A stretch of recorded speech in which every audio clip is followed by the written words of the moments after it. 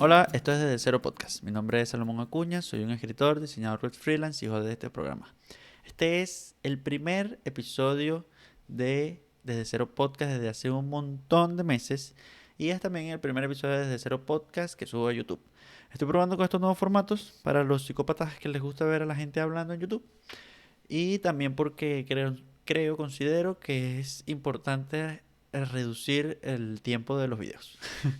En los videos de escritura en vivo, pues obviamente se lleva mucho tiempo porque escribir es realmente difícil, lleva mucho tiempo, divagas bastante. Y yo quería, con esos videos realmente quería mostrar cómo era la experiencia y probablemente lo siga haciendo. Pero sí es verdad que no todo el mundo tiene gusto para un video de 2 horas.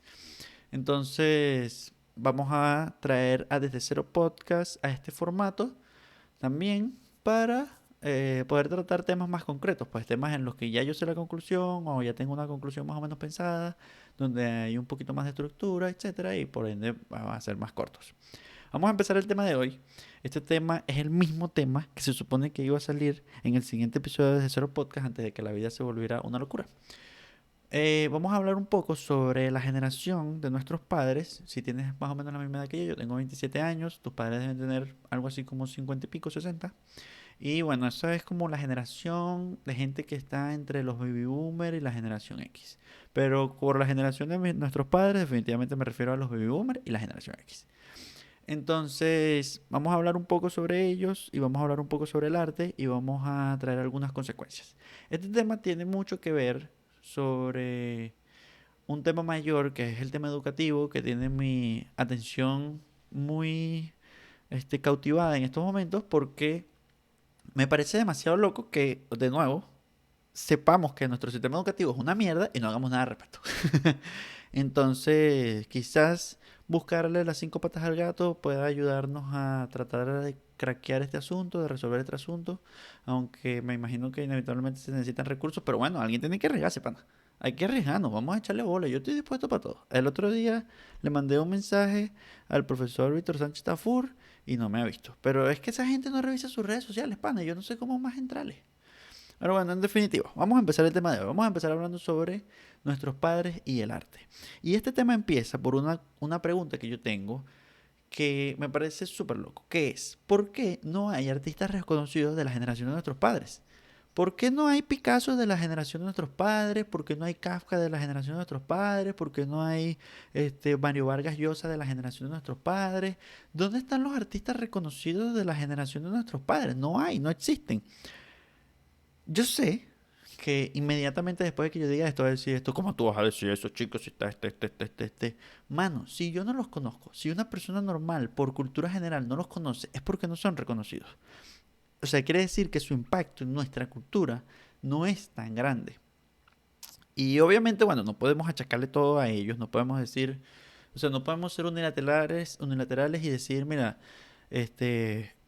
no hay artistas porque son una mierda, todos son una mierda. No, obviamente eso no es lo que pasa, pues hay más profundidad ahí, probablemente haya unas cosas que, o sea, probablemente tenga que ver con el marketing, probablemente tenga que ver con el estatus del mundo en ese momento, eh, con el posmodernismo, que es una cuestión que yo más o menos he explorado ya, como los posmodernos literalmente le dijeron a la gente, mira, mano, sí, cualquier verga es arte, así que un coño. Y cuando hicieron eso, obviamente la gente entendió, cualquier verga es arte, el arte no importa. El arte importa, ya no, el arte es importante, el arte trae sentimientos e ideas que no se podrían explorar de otras maneras.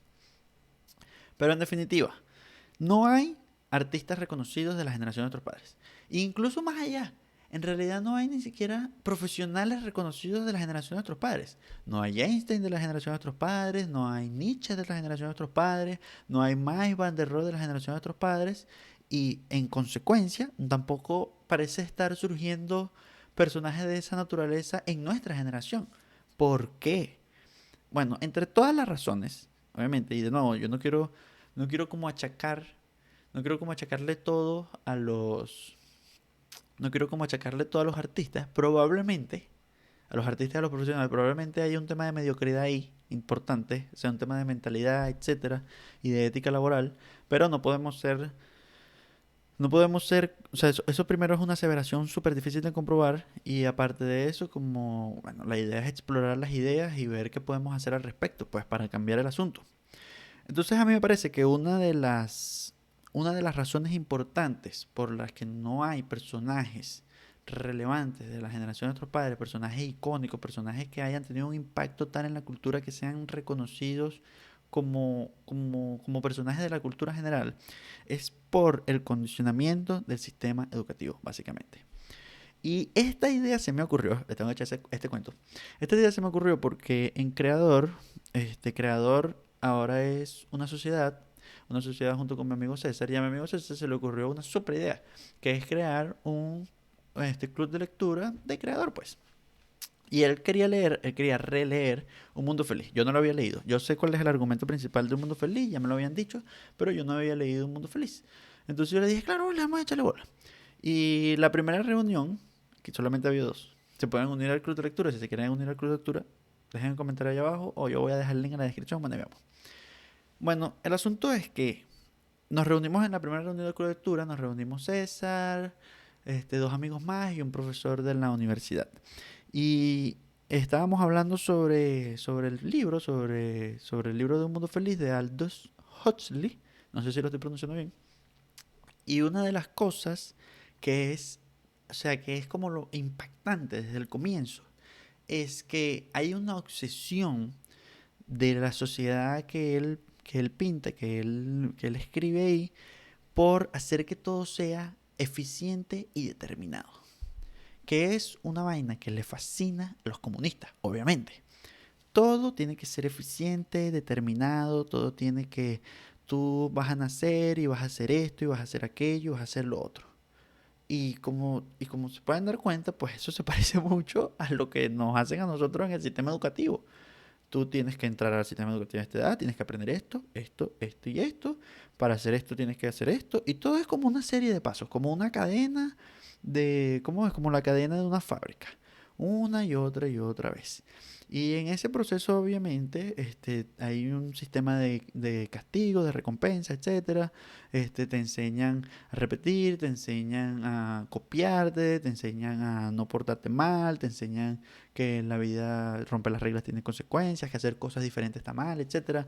Tienes ahí como un montón de ideas bien mamahuevas del sistema educativo, discúlpeme la palabra. Entonces, a mí me pareció impresionante que ese mismo condicionamiento que él pone en ese libro, que es horripilante, y si tú eres una persona, este, mínimamente humanista, lo que lees ahí te da asco. Este, Esto es exactamente lo que nosotros le hacemos a las personas en el sistema educativo. Exactamente lo mismo. Nosotros le decimos, mira, tú tienes que hacer esto así, tienes que hacer esto asado, no sé qué, si no lo haces te castigan, ¿cómo es? Eres prácticamente execrado. Y esto es evidente en la educación que nosotros hemos tenido y en la educación que tuvieron nuestros padres. Entonces, por una parte, yo pensando en este tema decía, bueno, o sea, nosotros no podemos como, no es como que no podemos echarle la culpa, porque ya lo que pasó pasó. En realidad, echar culpas o no, ya eso no es importante y no es útil.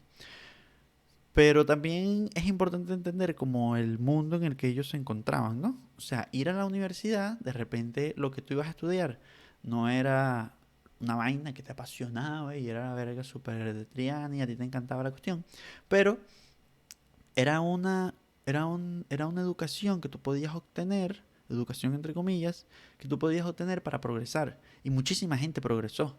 O sea, muchísima gente progresó económicamente, eh, y empezó a hacer con ese dinero, pues, más de lo mismo, pero les permitió estar en un estado mayor de bienestar.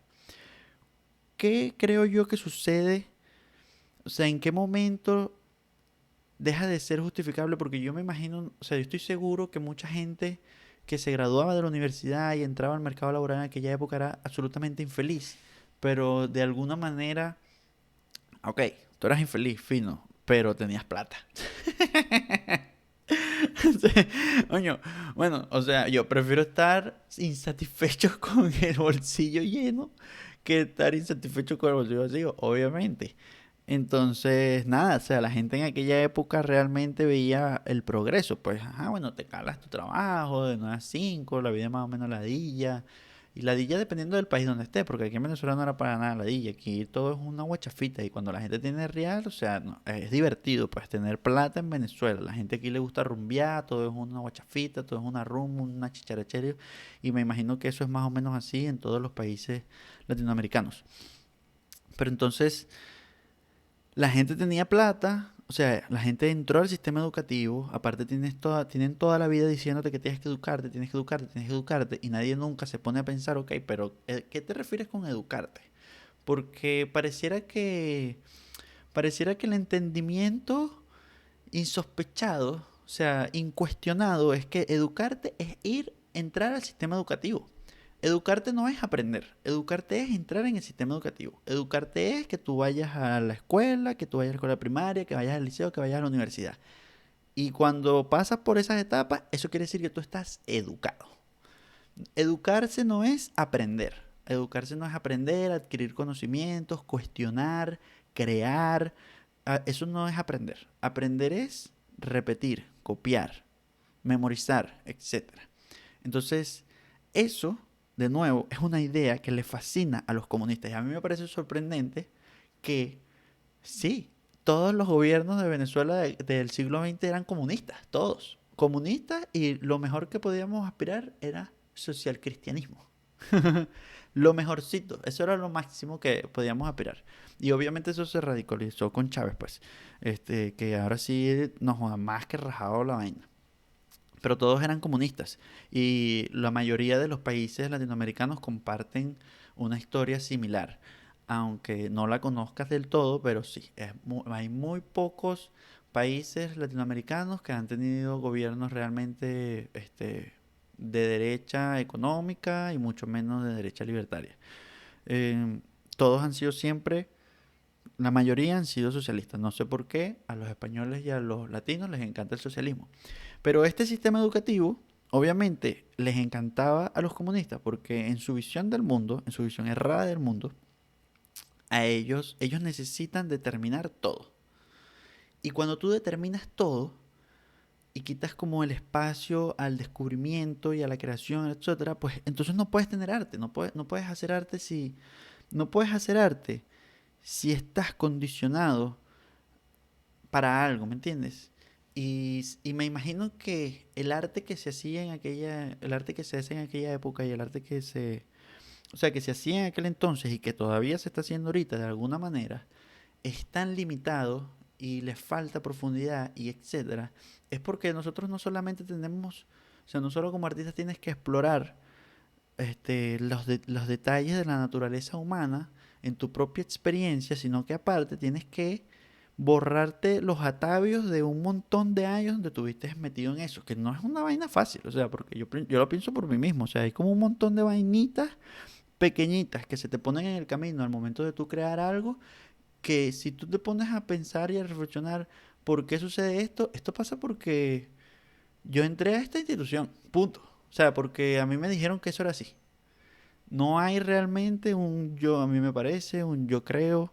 Puede ser que esto no sea así, puede ser que yo esté equivocado. Eso no existe. Lo que existe es que a mí me dijeron que eso era así.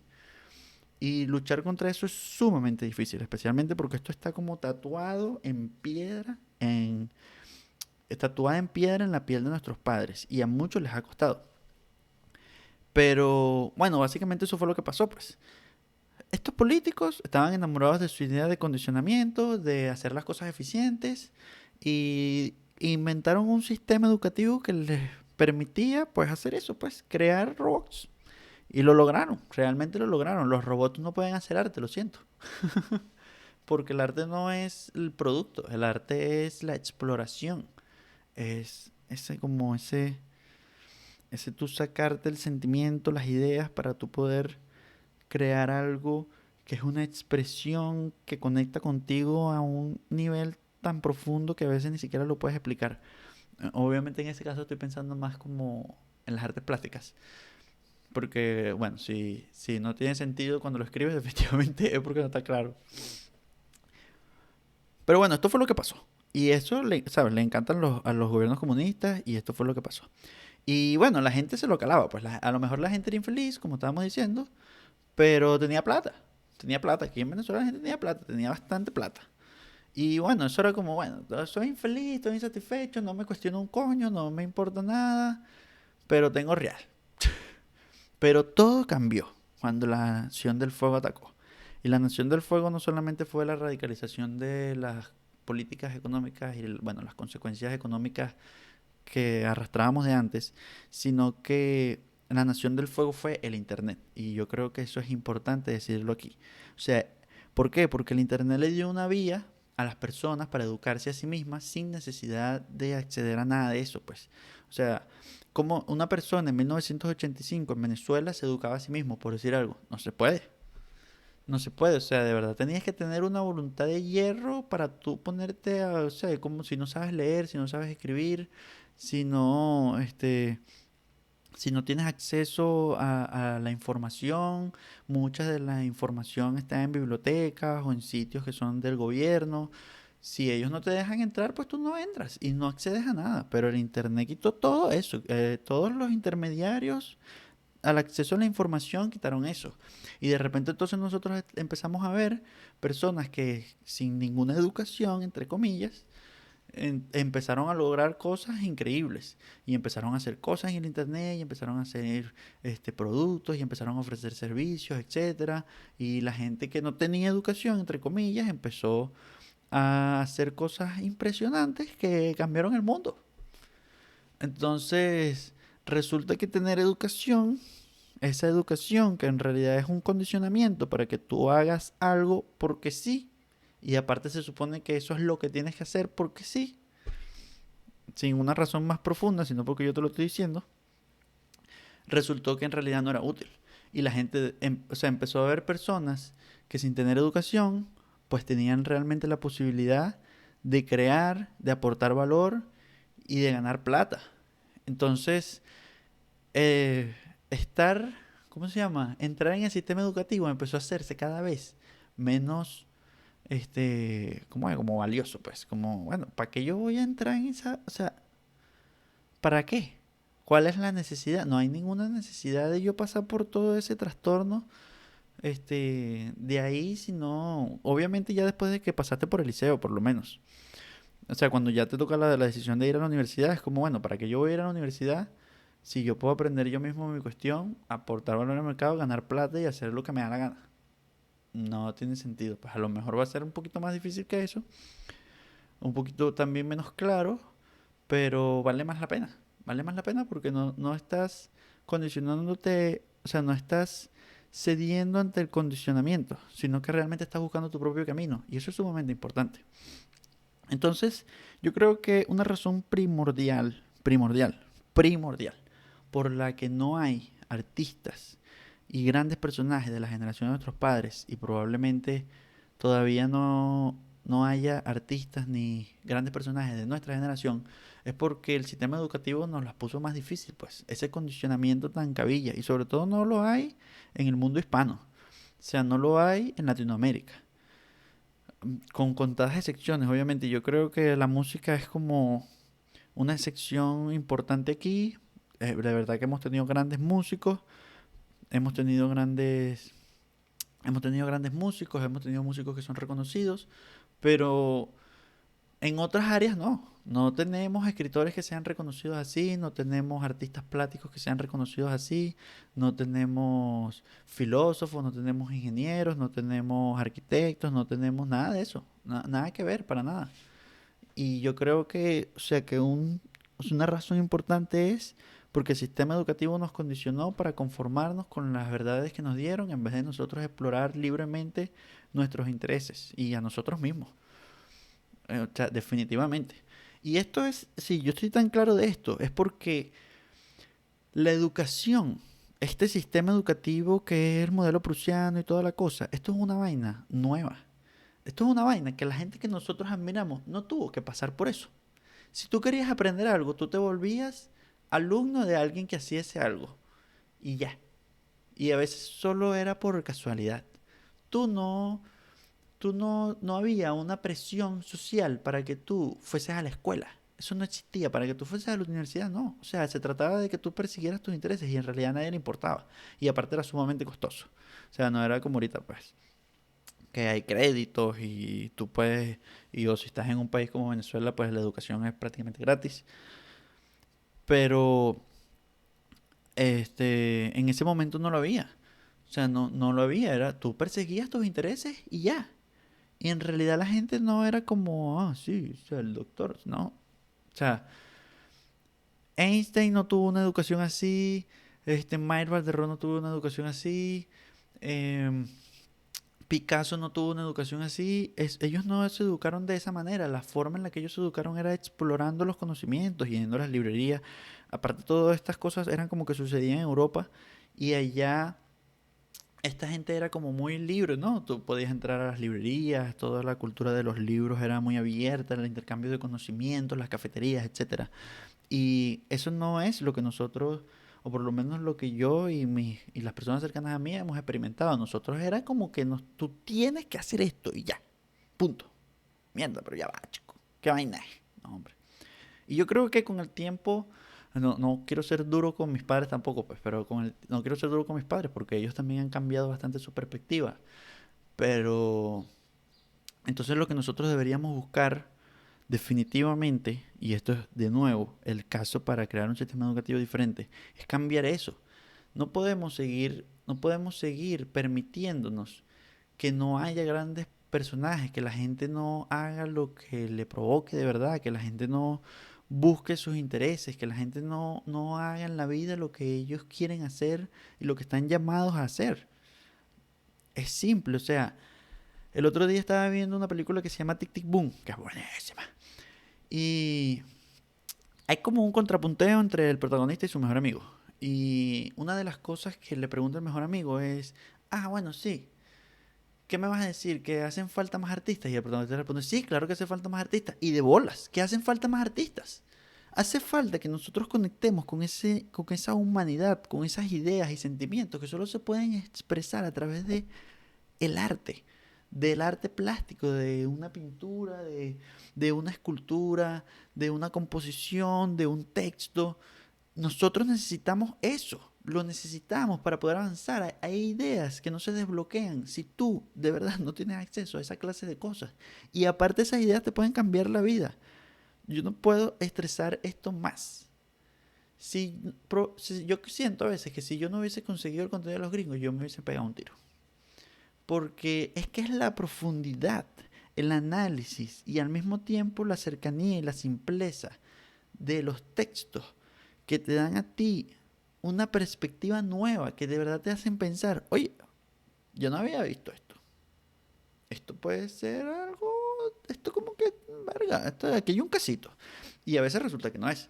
O resulta que no se aplica a tu situación particular. O resulta que tu experiencia es diferente, pero igual, el simple hecho de que exista la oportunidad de que tú puedas acceder a eso es muy valioso, ¿me entiendes? Y eso no está pasando en este momento. Y nosotros deberíamos tratar de que eso no suceda. Me parece súper loco que ahora estoy pensando, por ejemplo, si pensamos en la meca de la innovación después de la segunda mitad del siglo XX y el mundo en este momento, que es San Francisco. San Francisco, o sea, California, es un estado, o sea, libertino, libertario. Bueno, obviamente no políticamente, políticamente son unos socialistas de mierda, pero por ejemplo en la época de Steve, o sea, esa gente era como muy los hippies, la vaina, la cultura, todo el mundo compartiendo ideas, haciendo cosas, todo el tiempo agarrando vainas nuevas, tratando de no ser prejuiciosos, sino de verdad explorar las cuestiones. Y aquí está. Produjeron todo lo que tenemos. Esta cámara que me graba, el software donde estoy viendo la chuleta que tengo, la computadora, el teclado toda esa vaina lo crearon esos carajos. Es una locura. O sea, esto parece una verdad demasiado self-evident, es demasiado evidente. ¿Cómo no nos hemos dado cuenta de esto? ¿Por qué seguimos cometiendo el mismo error? Entonces, bueno, después de todo este palabrerío, lo que quiero decir finalmente es que obviamente hemos cometido un error garrafal en forzar a la gente a ese sistema. Es momento de cambiarlo. Tenemos que hacer algo diferente. Vamos a pensar algo diferente. ¿Cómo podemos crear algo diferente que sea pequeñito? De repente no podemos hacerlo exactamente como quisiéramos, como nos lo estamos imaginando y verga, pero bueno, vamos a ver cómo hacemos eso algo pequeñito. Esto me estresa demasiado. ¿Qué voy a hacer con mis hijos? Coño, joda. Es algo para pensar. Son ideas para pensar. Es bueno saber por qué uno está en contra del sistema educativo. Y una de las razones definitivamente es porque el sistema educativo que tenemos ahorita no permite que haya artistas, que haya grandes ingenieros, que haya grandes arquitectos, que haya grandes personas en general, que haya personas dispuestas a atreverse a pensar fuera de la caja. Y bueno, habrá gente que dirá, bueno, pero si tú no eres capaz de pensar fuera de la caja del sistema educativo, coño, pero mientras menos piedras le pongas, mejor, ¿no? Digo yo, pienso, a lo mejor, digo. Este, mientras menos piedras le pongas, pues yo siento que es así. Si mientras menos piedras le pongas a la gente, pues más gente va a atreverse a hacer eso. Y a lo mejor no todos van a ser súper arrechos, pero va a haber más posibilidades de que salgan unos que, que nos permitan seguir avanzando, que nos permitan seguir sintiéndonos inspirados, que nos permitan seguir buscando expandir los límites de lo que podemos lograr como seres humanos. ¿No es eso un ideal bonito, algo interesante para perseguir? No lo sé. A lo mejor yo soy demasiado optimista, pero bueno, mi newsletter se llama Optimismo, suscríbete. Bueno, este ha sido todo el episodio del podcast de hoy. Espero que te haya gustado, espero que tengas nuevas ideas. Si tienes algún comentario, por supuesto, por favor, házmelo saber. Comentarios, feedback, crítica. Si usted tiene algo que criticar, critique, carajo. Joda. Yo no le tengo miedo, chico. Soy un macho, no mentira. Pero sí, me gustan los comentarios. Prefiero que me digan algo feo al silencio. Nos vemos en el próximo episodio de Cero Podcast. Gracias.